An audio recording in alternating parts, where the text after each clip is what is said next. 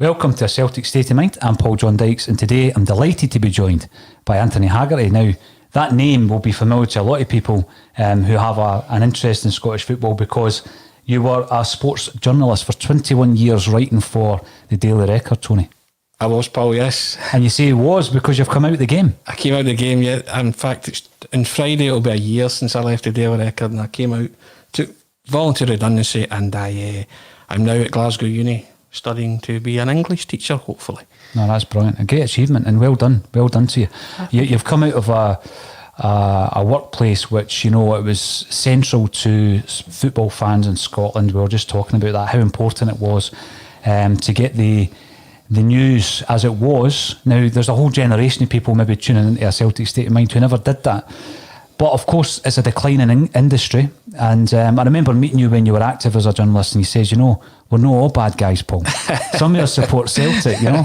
So it's great that you've come on to join us. And, you know, we can talk about some of your experiences in that game, in that field, and bring it right up to the 10 in a row and where we are just now as well, Tony. Yeah, I mean, I remember that. We met in the penalty spot in Sword Street. I think Simon Donnelly was doing a bit, yeah. And, you know, when you do something you love for 21 years, it comes across, you know, and regardless of what football team you support, I've always said that why should there be a problem with supporting a team and being a newspaper journalist, you know, or a sports journalist? And if you come from the west of Scotland, there's a big chance you'll support one of the big two, yeah. You know. And I always thought that how come it was okay to be a Partick Thistle, St Johnstone, Dundee United or Aberdeen fan or any club in the media, but the minute you kind of aligned yourself with either or, then you were a target for verbal abuse or whatever, or people to make judgments on you, you know, especially when they don't actually know you as a person. But I think that, as a Celtic supporter, would you be any fervent or passionate as an Aberdeen fan, a Partick Thistle fan, a St Johnstone fan? I don't know. The way I see it as well, Tony, is when things are going wrong, you're hurting as a Celtic fan, and that can sometimes come across in your writing because it means something to you. So if you want change, for example, and I'll go back probably to the 90s, it's not a Celtic Da reference, but back in the 90s, you know, if the whole mainstream media were dominated by people who were just dancing on Celtic's grave, then there would be various journalists out there who were supporting things like Fergus McCann coming in. That wouldn't have existed, but it did, because I know Kevin McKenna was shouting from the rooftops. I know that Hugh McDonald was a massive supporter of Fergus as well. There's a few journalists who people probably wouldn't believe were also pushing for Fergus because obviously over the years they've maybe been shown a bit of a kind of liking for the other side. But these things will happen. But what I like when I'm speaking to journalists, and I took this very, very early on when I was writing a book, was they're always willing to assist, and sometimes that's with contacts for players or ex-players. And there's some guys who I know are Celtic fans who are currently in the media who won't come on because they don't want to get the flack that you're going to get if you align yourself maybe to Celtic and you're working in the Scottish media. I mean, I think that's a personal choice for some people, you know, and it could become an occupational hazard, you know, having stepped out it. I mean, most people knew I was a Celtic supporter anyway, you know, so I'd never actually hid it or tried to hide it, you know, as I didn't see any benefit from that. But it doesn't mean you could look obdurately at something, you know, with an obdurate eye. You were professional to the last, and I certainly tried to be, and a lot of people, even when I left, still didn't know who I supported. So you turn around and you think, okay, maybe I did something right, or maybe I did something wrong. But I always think your football team's a personal thing. You know, it's not up for question. You make a choice, and there is no wrong choice with the football team. You know, when you support, you know, there is no wrong choice. It's your football team, and that's it for life. And I also make the point that you can only support one football team. Yeah. See these people that say, "Oh, I'm a Barcelona fan," or "I'm a PSG fan," or "I'm a Juventus." You're not. Always found that strange, Tony. You know, you can only support one football team.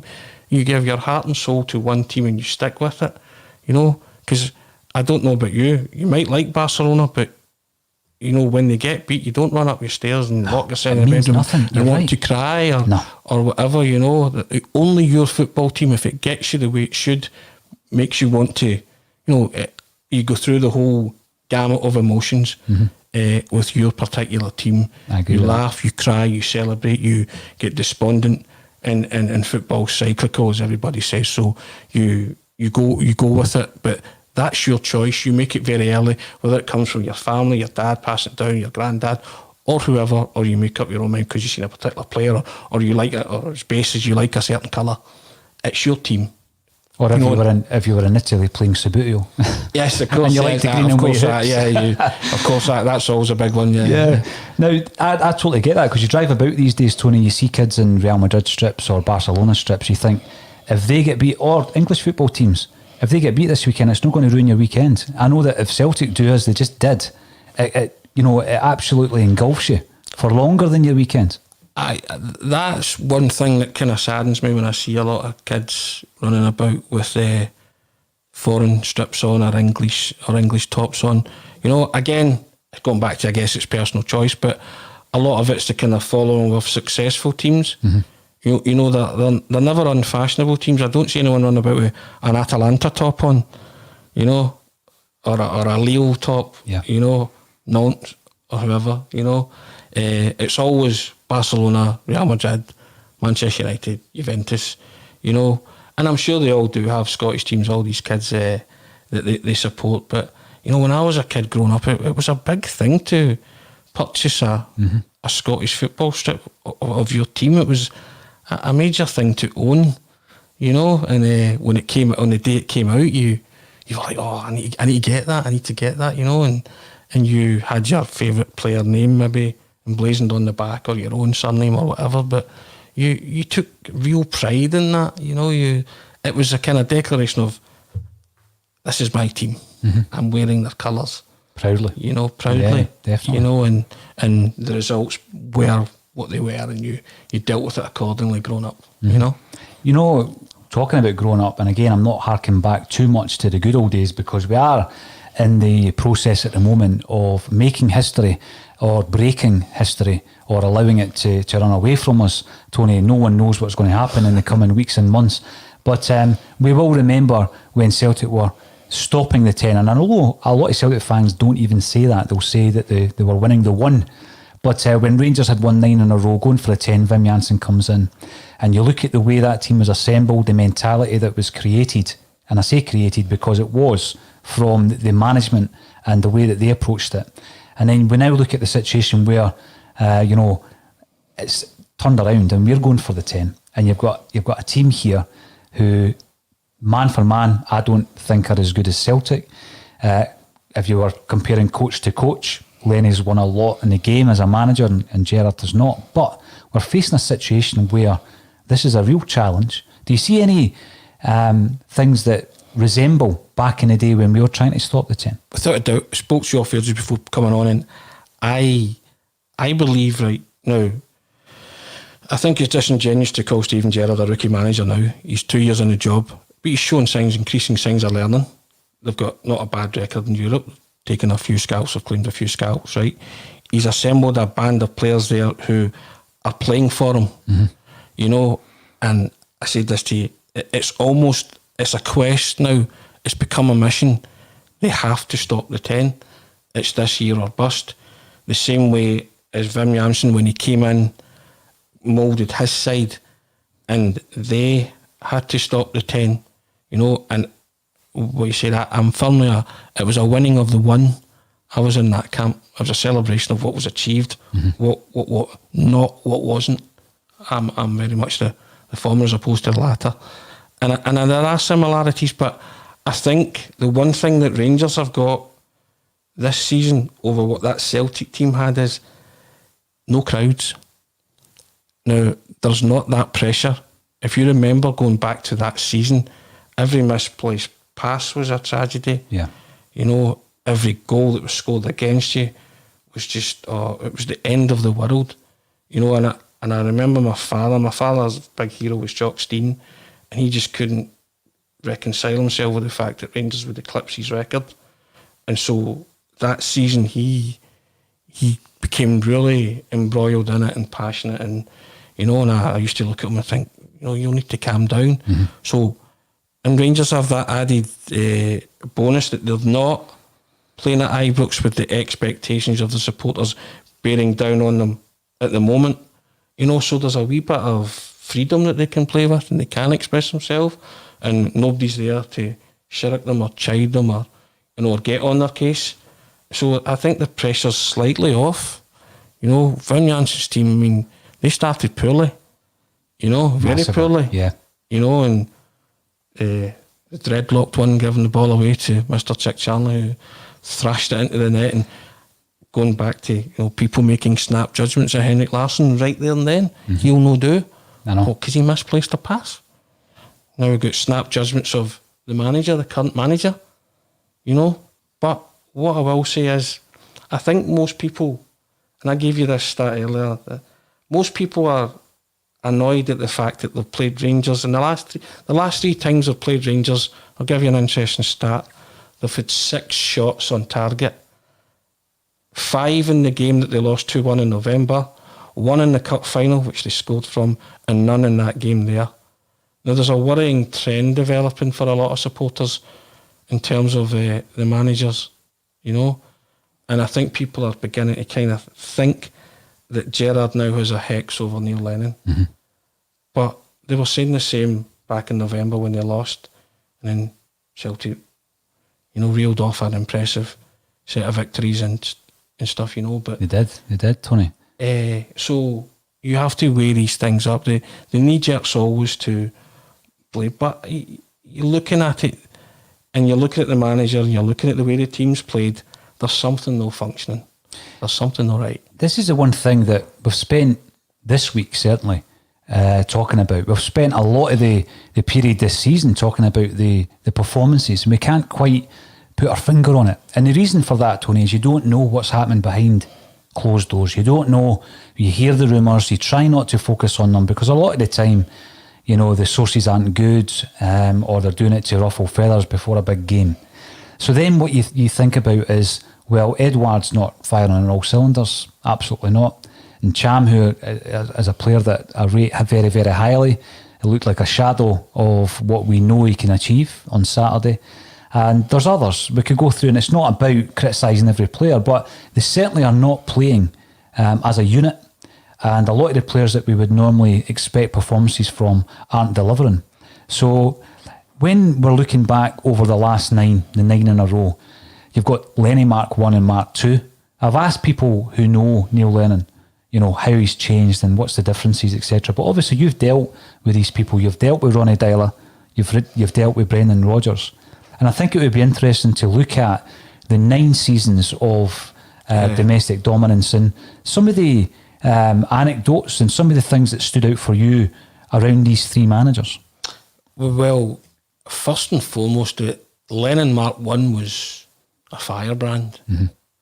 You saw it for yourself, the League Cup final and stuff like that, when he stormed the pitch, and you know, and he had all sorts of other issues to contend with as well, with the incident at Tynecastle and stuff like that, you know, and a lot of he met fire with fire, shall we say, Lennon, and he wanted to really stamp his authority on the Celtic job, you know. So he felt that he should be there, and he wanted to make a point, and he was always great value. Never ever ducked a question. You ask Neil Lennon a question, you get a straight answer. He never ever said, "Nah, I'm not answering that." And but to his detriment sometimes, because he was too open at times. You know, not so much in giving tactical knowledge away, but just, you know, there's a time when you sort of say, right, rein yourself in. But he couldn't help himself, you know, and he just wanted what was best for the club and what was best for Celtic and what was best for himself at that moment in time, you know. And Lennon Mark 1 against Lennon Mark 2, there's a distinct contrast.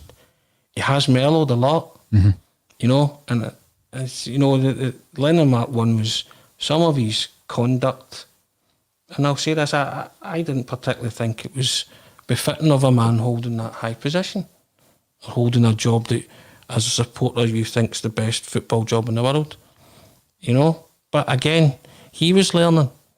It was his first managerial job, so you get your mistakes out the road, I guess. You know, but they still won the titles. You know, and it takes a special kind of manager to get players to play for you to win a title.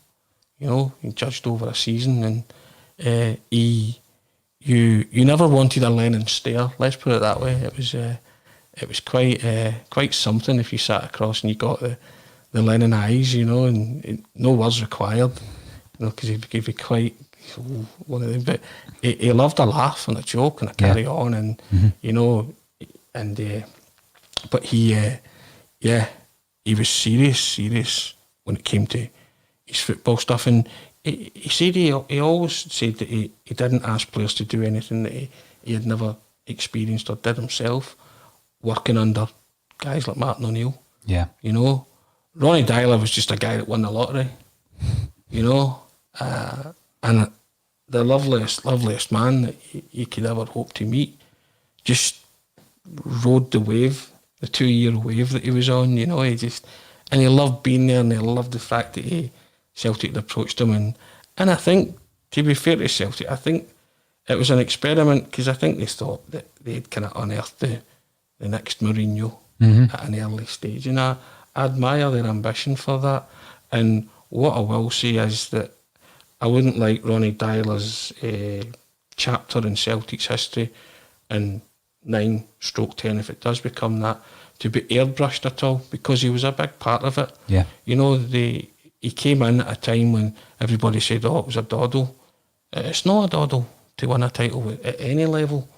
You know, you have to. And he came in as a foreigner, and you know, having not had much success with had success in his own home. Yeah, but not with a fashionable club. So it was a total gamble.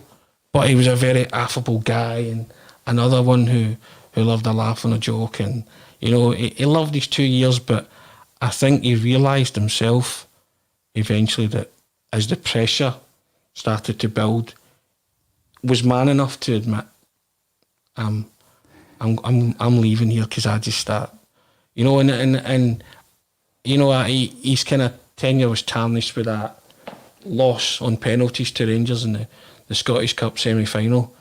And that can happen when it goes to a penalty shootout. You know, should they have won that game? Yeah, probably, but they didn't. So, but I don't think that in any way can blemish the 2 years, successful years that he had. Yeah.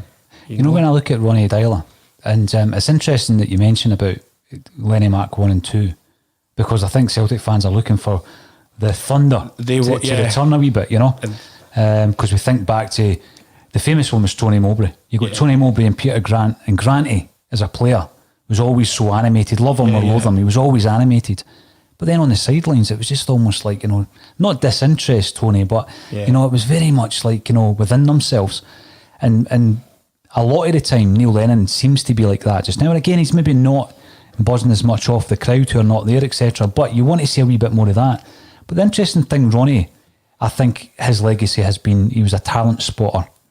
And, you know, he gave debuts to Kieran Tierney, Callum McGregor, Chris Ayer, Ryan Christie, players who have played a massive part in the 9 in a row. Yeah, and also gave you the Ronnie Roar. You know, there was grown men refusing to leave Parkhead until they'd got the Ronnie Roar. You know, grown men, and I used to laugh at that. I thought, well, there you go. You gave them something, you know. But yeah, going back to the players you said that he brought through, they've been pivotal to 9 in a row. So got a lot to thank Ronnie for. And also, I agree as well. I think a lot of Celtic supporters want the firebrand Neil Lennon back, because they're studying his body language in the chair at the moment, and as he lost his mojo a wee bit, and a bit of that temperament that he had, you know, volatility that maybe spark himself, the team, you know, into life. But maybe Celtic are struggling with the fact that they don't have crowds, you know, that they can, that energy that they can feed off. You know, so it's all kind of feeding. But, you know, you have to say that you've got to still trust the manager to get it right, because he's got it right so far. And maybe this is a test in time and a blip, but if there's decisions to be made about Neil Lennon, then they're going to have to be made soon. Yeah. Rather than later. And that's not me advocating anything to say that Neil Lennon should walk away or should be removed from office, because I don't think that. But I think if others at the club are thinking that way, then, you know, be careful what you wish for. You know, I told you this off here, but I'll tell people that a lot of people, and this is not a defence of any shape or form about somebody who I claim is a friend. When I left the newspaper, talking about anecdotal stuff, and I told a few of my contacts I was leaving, and one guy in particular stepped up to the plate, and it was Neil Francis Lennon, who invited me to Lennoxtown one day and let me watch training and gave me 3 hours of his time, just as to say thank you to me for dealing with him, and just to say kind of cheerio, and hopefully our paths would meet. And he kind of left me, and when I got my unconditional for Glasgow Uni, he texted me to say if I can help you at all in any way, shape or form moving forward, then don't hesitate, you've got my number. You know, and people all say, you've got my number, and people very rarely use it, but yeah. I still text him every now and again, and he'll respond. You know, and you don't get into football journalism to become friendly with people. That was more circumstance than anything else. But regardless of your thoughts as a manager, or Neil Lennon as a manager, as a person, he's up there in my estimation, because he didn't have to do that. And you know, and I just thought that was kind of a class act, and that's a side to Neil Lennon that not a lot of people see. I don't think he kind of puts it out there. You know, they have their own opinion of him, but yeah, that's a Neil Lennon that I know and got to know, and was privileged to get to know because of the job that I did and the mode of employment that I had. Yeah, and I never ever took that for granted. I don't text him every day, because it's just I never ever. It's not my position to do that, you know. But it was just a cracking 3 hours, and I thought to myself, I'll never ever sit in the office of a Celtic manager ever again for 3 hours, doing what we are doing just now, laughing, joking, you know, observations of the team, criticising this and that, and you know, and it was a brilliant thing to do, and it was an even better thing to do without flicking a dictaphone on, or I bet, you know, yeah. It was just it was magic, and I respect him for that, because one, he didn't have to, and two, you know, he went out of his way to just sort of give me a kind of proper send off after all those years. So that was good. But as I say, it's not a defence of a guy saying, because he's not my best pal, he's just somebody that I've happened to know very well in the mode of employment that I did. So, but the jury's still, well, not the jury still, not my personal jury still, I still think he can get it right, but I think a lot of Celtic supporters are they're just disappointed with the last 3 games against Rangers and the nature of the performances, which have been pretty insipid. They won the cup final because the big wall was in goal, you know. They lost in November because they were beaten by a hungrier team, and they lost there because I think you and I both know that the wrong team was maybe, the wrong starting 11 was maybe put out there. Absolutely. The big thing as well is when you look at the Lennon of old, and you're looking at, and I know sometimes the cameras can play out tricks on you because it's a split moment, Tony. So it looks like Lenny's just sitting there with his arms crossed, but you know, he might have been out, and we've just not seen it because we're not at the games as much. And the thing with me is, I'm asking myself, because I've been supportive on this podcast, sometimes very, you know, much criticised for being supportive of Neil Lennon. I'm now wondering, can he turn this around? And the fact that you've studied him as a football manager over a long period of time, you've seen the appointments of Ronnie Dyler, you've seen the appointment of Brendan Rodgers, Neil Lennon's back. Do you think he can turn it around? I think he deserved the chance to turn it around. I think he deserves the time to turn it around. But if, again, I go back to it, if someone in a more prominent position at Celtic than me has decided that he can't turn it around, then that's something that's going to have to be decided ASAP, you know, because did they limp on to, you know, they go to Pittodrie on Sunday, and if they lose that, and I'm not saying they will lose that, but they could conceivably lose to Milan, they could conceivably lose to Aberdeen. That how long do you let it go if that's your thinking? But I think the manager, after what happened in December last year, has earned the right to at least try and mould his team and get them back to where they were. But I think there's panic setting in amongst the Celtic supporters, because 10's just so important, and you go back to the one I never touched on was Brendan Rodgers, and Brendan Rodgers, it was just, and I know the Celtic supporters have their own thoughts and names for Brendan, but Brendan Rodgers to me is just, he's the second best manager in the history of the club, bar one, we all know who that is. Yeah. And I think given time's a great healer, and people will eventually look on Brendan Rodgers' tenure at Celtic as a really fantastic time. An invincible treble, a double treble, some magnificent wins over Rangers. What did he play, 13 or 14 or won 11, drew one, lost one or something? Lost one, drew one, yeah. And the wins were emphatic often. And the wins were emphatic. And people saying so they should be because they had the most money and they had the best team. Yeah, and granted they should have been, but I don't think the Celtic supporters could have envisaged the fact that players like Moussa Dembele would come in, Edouard, they would beat Rangers 5-1 home and away, beat them 5-0, 4-0, just unbelievable times, and a moment in time where Tom Rogic scores that goal and the lightning does strike, and for supporters of my age, your age, if domestically is your yardstick, right, domestic football's your yardstick, and European football's something that is maybe beyond your reach at this minute, then to go through a whole season and win everything unbeaten, it's up there with great moments in Celtic's history. It has to be. Oh, definitely. And I defy any Celtic supporter to say, whether they were at the game or not, that they had an outer body experience after Tom Rogic scored. I know I did. I was standing with my dad and my nephew, and we were just to the side of the press box, and I was aware of people would know I was there, but as I say, I never ever had. I was a fan.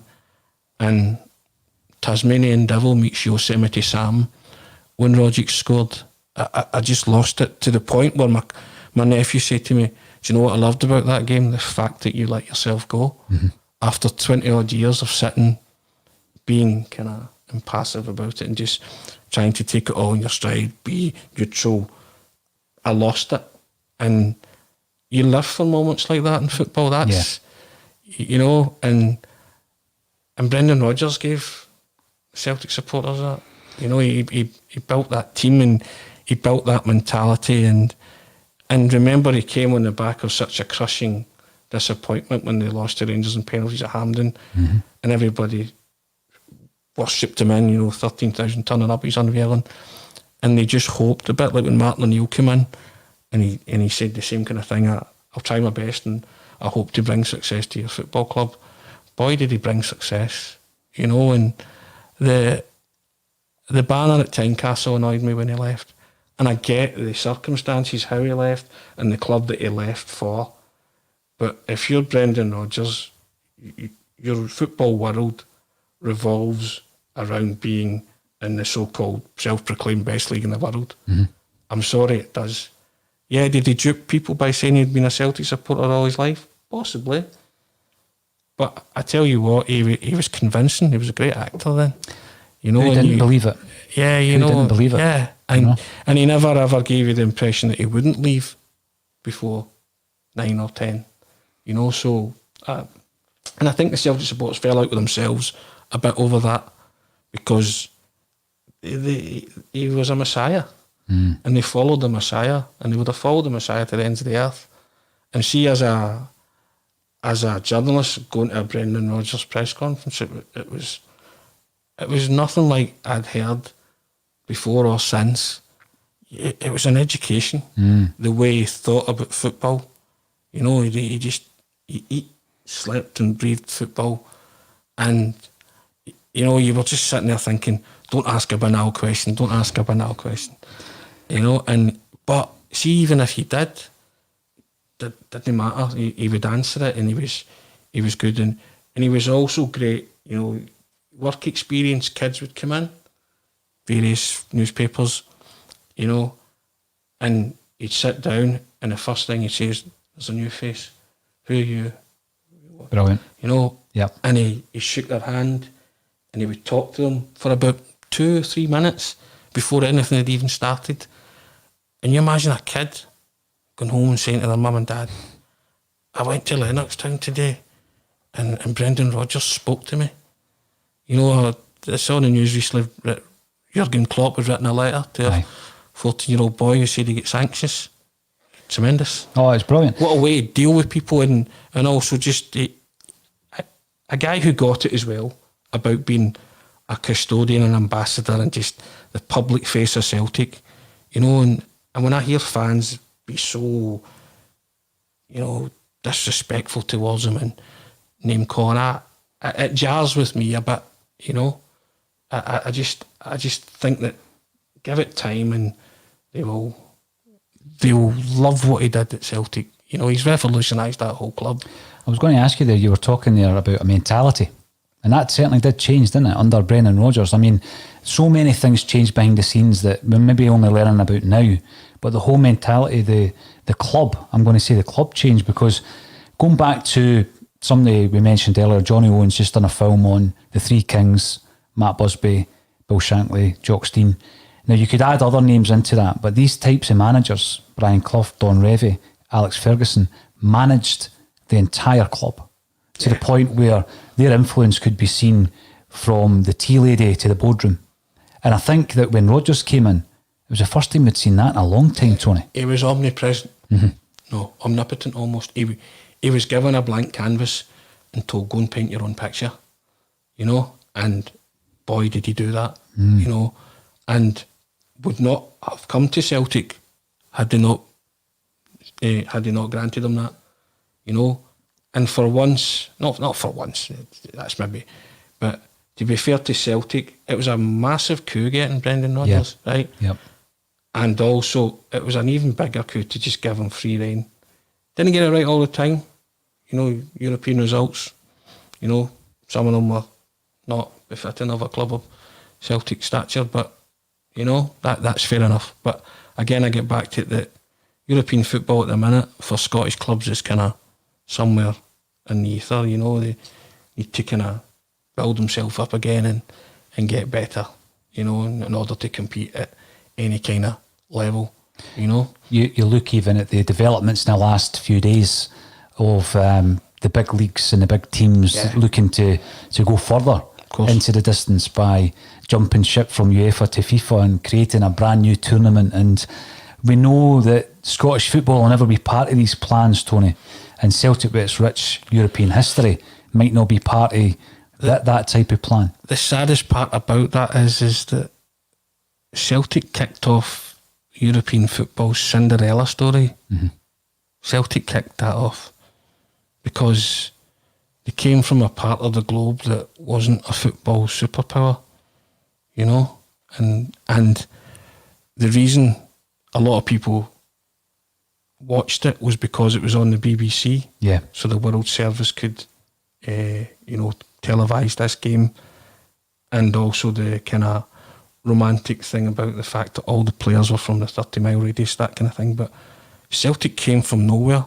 It's the ultimate football Cinderella story, paved the way for others to come, you know.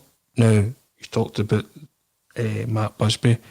No, who's to say the Busby Babes might have been the first British club to win the European Cup, because that team seemingly were good enough, you know. But, you know, tragedy struck them, and that's particularly sad, you know. But Celtic showed how you didn't have to be a fashionable club to win the big one. Yet now, nothing is more abhorrent to the men in suits that an unfashionable club could ever win the big one again. No. because they see they don't bring any value to the table. It's bordering on a football crime. You know, because football's all about the dreamers, the fairy tale. Yep. You know, and Celtic were dreamers back in '67. Caught a moment in time. You know, and how prophetic of Steen to say when they got the Sports Team of the Year in BBC, and they got the trophy off Mark Busby, and he said, "Here's hoping the next hands in this trophy are yours." You know, just, I mean, crazy. But, you know, and if you take that out of football, then what have you got? I love Scottish football, Paul. People are so down on Scottish football because they compare it to La Liga, they compare it to England, they compare it to, you know, leagues that are awash with cash. You may as well call these teams in all of these leagues Moneyball 1, Moneyball 2, Moneyball 3, right? Down to 22. Scottish football's honest. There's an honesty about it, right? We're not kidding MD on, right? And what it lacks in millions of pounds and skill and technique, it makes up for in heart and passion.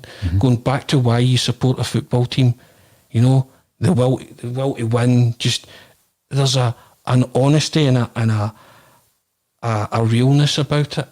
You know, people can disagree with that, but no, there's nothing better for me on a Saturday than being sent to, and I could be sent anywhere.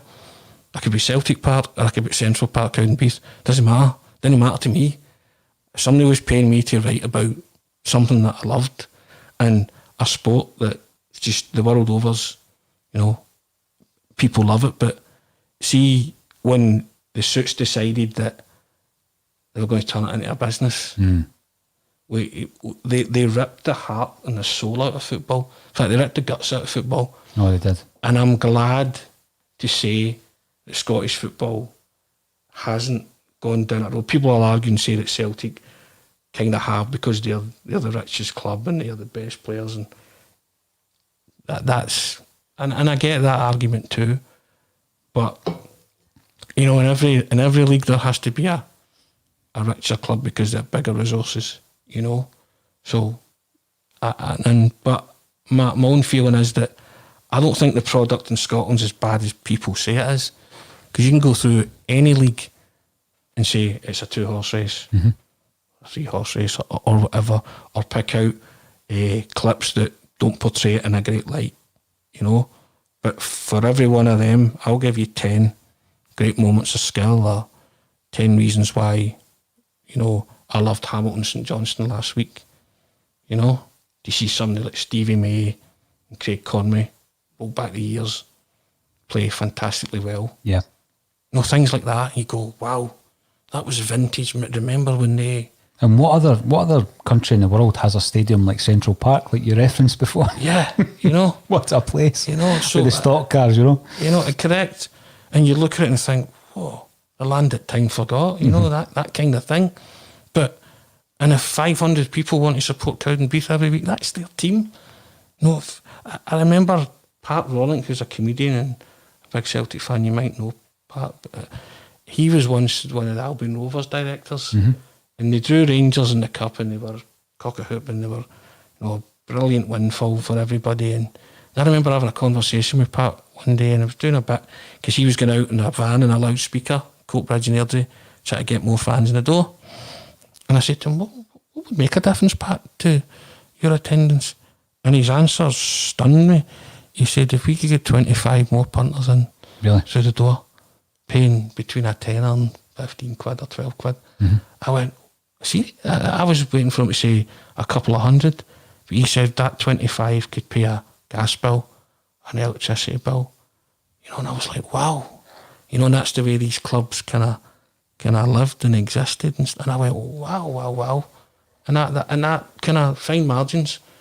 You know, you talk about football clubs, but if you obliterated Albion Rovers, and you know, it doesn't matter how many people support Albion Rovers, but it's their club. Yeah, you can't play God with football clubs because they're no cash rich. They're not fashionable enough for your master plan. You know, and I've loved Scottish football for that. People say we have too many clubs.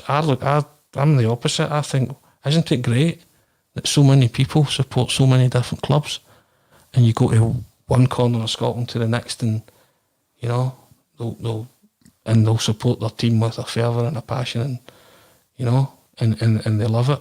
Yeah, definitely. You know?